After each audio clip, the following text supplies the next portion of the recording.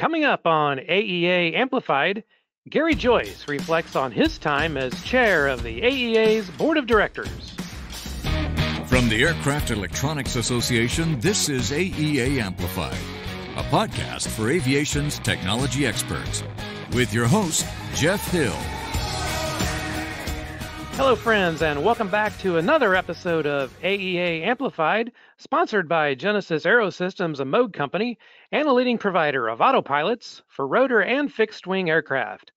The Genesis STEC 5000 is the latest digital autopilot, providing increased safety plus decreased pilot workload. And it's being certified for Part 23 and Part 25 retrofit aircraft, such as high-performance turboprop and turbine jet aircraft. To learn more about the STEC 5000, visit genesis-aerosystems.com. Hi again, everybody. I'm your host, Jeff Hill, for this April 20th, 2022 edition of AEA Amplified, and our guest today is Mr. Garry Joyce. He's the co-owner of IAE in the United Kingdom, and last month he completed a 3-year term as chair of the AEA Board of Directors. Garry, thanks so much for joining us, and how are you doing today? Hi, Jeff. I'm very well, thank you. And thanks for the invite to participate in this podcast. Oh, you're very welcome. And Garry, let me begin by thanking you for your service and all those long hours, months, and many years that you've spent dedicated to the AEA and our members located in 43 countries. And certainly on behalf of the membership, we're very thankful that you will continue to serve as our board's immediate past chairman over the next few years. So we're not going to get you away from us anytime soon, fortunately. And let's take a quick walk down memory lane. You were first elected by the AEA membership to represent the European region on the board of directors back in 2010. And prior to that, you started your career as an avionics mechanic in the Royal Air Force in 1989. So I'm curious, what first sparked your interest in aircraft electronics? Well, I guess it's just I always had an interest in electronics. Used to tinker at home with radios and try to see how they work and how I could break them and then fix them again. And then, so I had no aviation interest whatsoever. And it took a visit from a Royal Air Force squadron leader to our school to kind of promote the Air Force. And he mentioned in there was such a thing as aircraft electronics, which I had no clue about.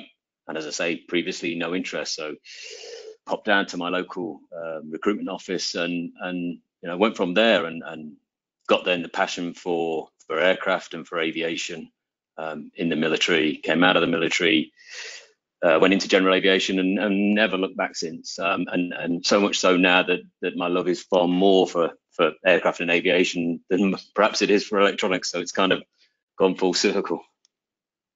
Well, you've certainly had a distinguished career, and I believe back in April 2006 is when you became the co-owner of IAE along with Andy Baker. And as your business has been successfully maintaining aircraft now for so many years, what do you attribute to your company's growth? And I'm also curious, can you tell us a little bit about your brand new 25,000 square foot maintenance facility? Yeah, I mean, to answer the question on the company's growth, I think it's just being honest, straight, and good communication with customers, managing their expectations, whether it be a maintenance input or an installation, just really managing that and keeping them informed of the progress and how it is progressing. I've always found that to be extremely valuable, and customers love that feedback that they get from us. And they want to come back again. Certainly on the maintenance side, we do a good job and they always want to keep coming back. Installation is a little bit more challenging. It's new work each time, predominantly, but you get your name out there, and customers hear about it. And most of our work, we do very little advertising. Most of our work is from word of mouth, which I think speaks volumes for what we do. Going on to the new facility, yeah, I mean, fantastic. We had a previous facility at Cranfield, and the lease expired on that facility, and so we had to make a move. Thankfully, we had an 18-month window to try and identify somewhere, and once we saw Little Staunton and what was available there, And once we got the architects involved, and they showed us a vision of what could be built, to go from an old World War II hangar to what we have now, purpose built, and what I would say certainly in the UK, probably in a large chunk of Europe, is really a premier facility for general aviation. Customers, our existing customers are blown away. Our new customers that come in, they have such confidence in what we do just from looking at the facility and what we have and what we've invested. And it's not without its challenges, I mean, we obviously did that right in the middle of Brexit, right in the middle of COVID, which actually was a tremendous advantage to us because I think the building trade was suffering labour-wise, so we were able to flood our site with as much labour as they could. And I think from breaking ground in July 2020, we had it built and moved in late October, early November. So yeah, fantastic. And for me now, it's kind of an additional 30 minutes drive. So it's about an hour's drive to work each day.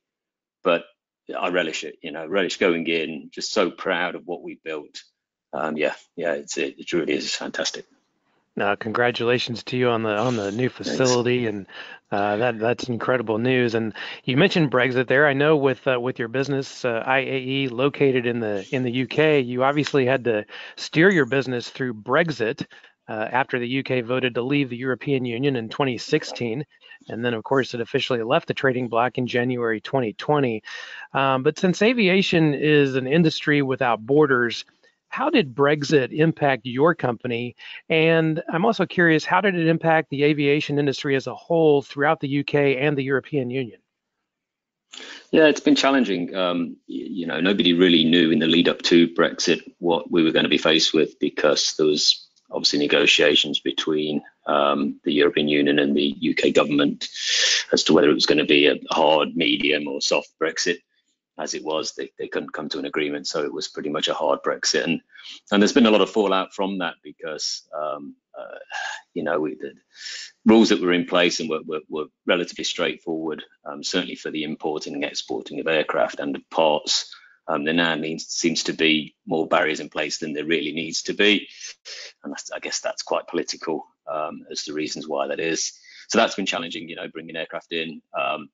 We've also, we previously could work on any European registered aircraft, and now we had to give in our EASA certificate, and so we can only now work on UK and US registered aircraft. So there's a bit of loss of business there, not too much, but a little bit that we did have some European registered aircraft that we were able to maintain. But again, unfortunately, for whatever reason, EASA have charged quite high fees for us to continue that, so we weren't able to continue that. Just didn't make any financial sense to keep that going. Hopefully, further down the line they might review that. We might be able to start working on their aircraft again. And I think it's just a case for the UKCA to really grow back into the role that they had pre-EASA. I think a lot of the UKCA staff left the UK and went to Cologne and worked with EASA. So there's a core of the UKCA surveyors and inspectors that they need to grow back into their roles again. And I think once they do that, I'm really hopeful that once we can establish those relationships again, UK CA to FAA, maybe get that bilateral expanded out, and it might actually become a little bit easier for us than it is probably for EASA member states. We're obviously a smaller country, and I'm hoping that we have a little bit more flexibility, and that, as I say, we can push on through and make life a little bit easier for us. Because I think we are a global industry. We need to be a global industry, and I think some of the regulations that we have probably do need to be more aligned throughout the world, as opposed to individual countries trying to set their own requirements. So I'm hopeful that that's what can happen in the future. Yeah, global industry indeed. And Garry, you were first elected AEA chairman in March of 2019, and you became the first chairman for the AEA outside North America. So made a little bit of history there. And you coincidentally began your first day as chairman was the same day that Mike Adamson took over as the association's new president and CEO when he succeeded Paula Dirks after her retirement. And then, unbeknownst to anyone at that time, and in just less than a year under your leadership, the world faced its worst international health crisis in more than a century when COVID-19 hit. So I know this was especially frustrating for you, particularly since you were unable to attend a few AEA events due to the international travel restrictions. And with the AEA, as you mentioned, being such an international organization with members in 40 countries around the globe, I think things may have gotten back to a little bit more normal last month when you and nearly 100 attendees from outside the United States were able to attend the AEA Convention in New Orleans, and it was a very successful show from all counts. Total attendance was 1,352 industry professionals to be exact. So tell us a little bit, what did it mean to you personally to be back at the AEA Convention this year, and also what was your overall impression of the show in New Orleans? Well, first and foremost, to be back at convention meant a great deal. Certainly, being the chairman of the board of directors, really missed that back in 2021. Obviously, 2020 when we couldn't have a convention at all. So yeah, it felt a little remote. I know I gave a small little speech at the 2021 convention in Dallas, but not to be there, not to be part of it, was a little frustrating. But this year, everything that I missed, I relished this year being at convention, meeting face to face, going into that exhibit hall, speaking with exhibitors, attending training sessions, was just so good. It gave you a sense of why the association is so important. Convention is such a special time for everyone in the membership, and having that ability to walk down, as I say, through the exhibit hall, talk to exhibitors, and everyone's so positive because I think everyone's so pleased to be there again. And I know a fair portion went last year, but obviously a lot of the international members didn't, and so they were just so happy to be there. And even just the social events in the evening, just to share a beer with somebody, chat over, a bit like we are now chatting over some of the things that are happening within our regions and the difficulties that you might have and what's good and what's bad. Was really, you can't underestimate the value in that. So yeah, for me, always loved convention. Been going for many years now, and so to miss it for the last two just made it extra special this year for sure. It was great to have you back and all the other international guests. And once again, we are visiting with former AEA Chairman Garry Joyce here on AEA Amplified, sponsored by Genesis Aerosystems, a Moog company. And Garry, before the COVID-19 pandemic hit, the entire aviation industry was already struggling with workforce challenges, not having enough technicians to keep up with demand, and COVID certainly did not help with that. And aviation is not the only industry that's dealing with workforce development issues. I think another side effect from the pandemic has been the supply chain crisis that we've seen across the globe in so many industries. So from your perspective, how are aviation businesses throughout the UK and all of Europe dealing with both those workforce issues and the supply chain constraints? Okay, so I think dealing with workforce, actually dealing with both topics. The headline is it's not a UK or Europe specific issue; it's a global issue. And from the workforce side of things, it's. I think it's a society issue. We've grown up now probably for the last 15 or 20 years. As I said earlier in the interview, I tinkered with radios when I grew up, and I don't think the younger generation do that anymore. We pretty much live in a throwaway society, so they don't get that experience to be able to tinker with things. And I do think certainly from a mechanical side of aircraft, there's some challenges there. The basic concepts of engineering, it just isn't there anymore. And a lot of people now, I think that certainly from children's perspective, they feel like they failed their education if they don't go to university. And of course, being on the hangar floor, you don't need a degree. What's more important is somebody who's got hands-on and practical and common sense really is what we need. So, but having said all that, we've not done a particularly good job as an industry to go and attract those young people. I said that I had a squadron leader visit my school, and that was my first exposure to aviation, and that's what needs to happen. Aircraft electronics, we have some fantastic products out there, primary flight displays, multifunctional displays, engine management, autopilots, and we should be shouting from the rooftops and demonstrating this equipment to young people, because they'd get excited and they'd want to get into the industry. And one thing we do know about people that get into this industry, predominantly large quantities of people that enter the industry stay in the industry because they love it. They love the day-to-day life that they have within our industry. It's so interesting. So I think we need to do a better job of attracting those people. And from that, then we grow that workforce alliance back up again. And to your second point, with regards to the supply chain issues, I think actually, in a strange way, the issues with workforce development has actually helped with the global part shortage, because a lot of shops are booked out, because perhaps we don't have as many staff as we should do. They're booked out 6, 7, 8 months. And so those part shortages, which are probably coming in at a similar kind of lead time, they're actually managing that because they're booked out so far in advance. And I think had we been in a better position for workforce, I think the global part shortage would be more of a concern. And I'm sure it is for many companies, but I think, certainly from when I chatted in New Orleans to many companies, that was the feedback that I got, was that because they're so booked out, it's not so much of an issue. But I do commend the manufacturers for the great job that they're doing in keeping us all abreast of those lead times. And I don't think it's going away anytime soon. We may well find that it gets a little bit more difficult before it gets better. But hopefully we can start to see things improve shortly. And that is definitely some great insight there, Garry. And of course, despite the challenges of COVID, the workforce development, and those supply chain issues that you mentioned, you were still able to work with your fellow board members, along with Mike Adamson, through a strategic planning process that led to a new vision, mission, and guiding principles. And that's going to steer the AEA into the next decade. Can you describe for our listeners what that process looked like? And how this newly adopted strategic plan will help fulfill the AEA's vision to power safer and more efficient flight? Yeah, I mean, what you have to remember is that this is very much still work in progress.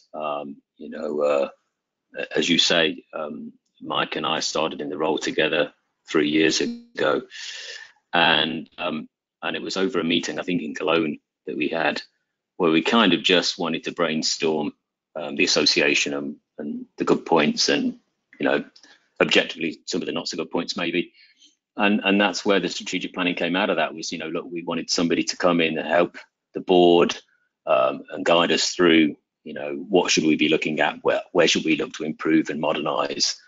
And Dr. Renz, the facilitator, came in and has done a fantastic job in helping us steer us along.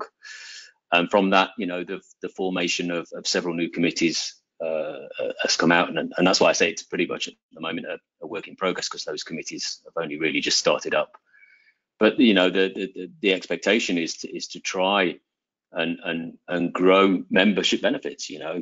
Maybe have a potential restructure of the AEA itself, but I think predominantly it's just to grow the benefits for the membership. And so that's what we're focused on. Is I think there's a membership category looking at of all aspects of the membership, and are we attracting the right companies to our association?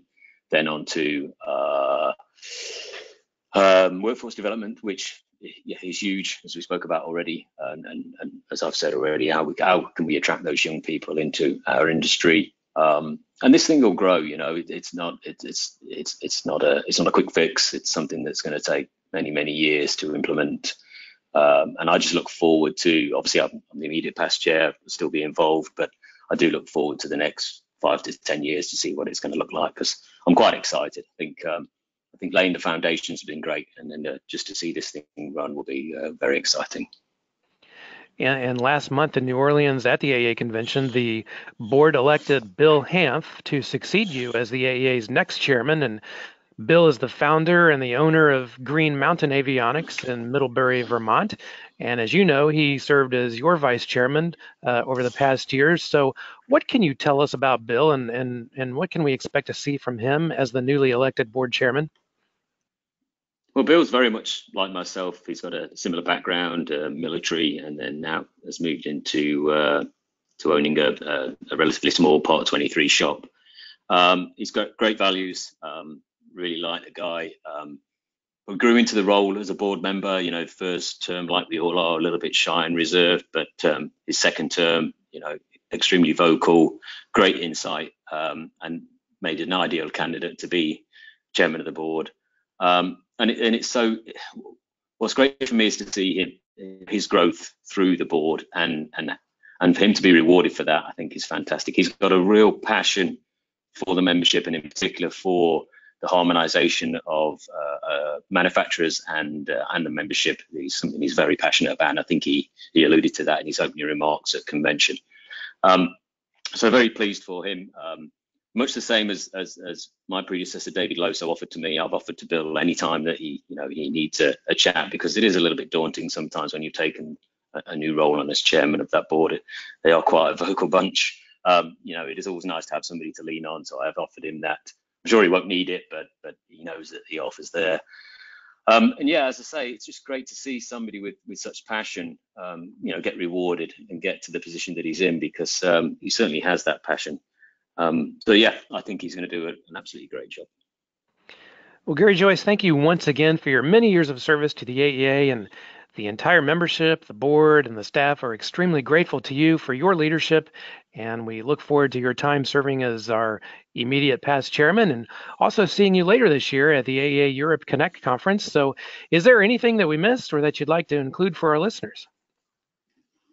Just a couple of things really. Want to say, thank you to all of the AEA staff for the hard work that you do. I'm sure the membership appreciate it, and for those that don't fully understand what you do, you guys do a hell of a lot of work. Considering how few of you there are, the amount of work that you do, it's shown at convention, that things just works like clockwork. And I know, obviously, from my involvement on the board, and especially as chairman, just how hard you guys work. So I do want to thank all of you for the work that you do. And then, pretty much what I said in at convention is that, anybody who thinks, I could never be on a committee, or I could never be a board member, or I could never be the chairman of the board. Well, hey, guess what? You really can. Just get involved, go speak to a member of staff, see what the requirements are, see what the level of involvement is. And it's so rewarding. It really is. And I think that is one of the biggest parts for me of this strategic planning process, is really to get the membership more involved in the association and how it runs. Because once you do that, you get a better feel for the association, get a better feel for the membership and what the membership wants. And as I say, it's incredibly rewarding. So yeah, thank you very much. You're very welcome. And Garry, thanks again so much for joining us here on AEA Amplified. Best of luck to you and your entire team at IAE for a successful year. And let me also remind our listeners of a few important items before we go. The annual Avionics Training Excellence Award recognizes AEA members for their total commitment to training, and to qualify, an AEA member company must submit a completed ATE award application and provide proof of participation in an AEA recognized training event for every employed technician from January to December of the award year. Applications for the 2021 award are due by May the 1st, so that's coming up soon here, so get those award applications in by May the 1st. To learn more, visit aea.net/training/ATE. Also, be on the lookout for an AEA Connect conference coming to a location near you later this year. Specific locations, dates, and training schedules will be announced in the near future, and you can look for that information coming soon at aea.net/connect. And finally, if your company is hiring, don't forget to post your career opportunities on the AEA jobs board at aea.net/jobs. Free resume posting is also available for those job seekers out there. So check it out at aea.net/jobs. And that's going to wrap it up for today. We hope you can join us again soon for another episode of AEA Amplified, sponsored by Genesis Aerosystems, a Moog company. To learn more about Genesis and its full range of products, visit genesis-aerosystems.com. Thanks again to former AEA Chairman Garry Joyce for being our guest today. And until next time here on AEA Amplified, this is your host, Jeff Hill, wishing you blue skies ahead. And so long, everybody.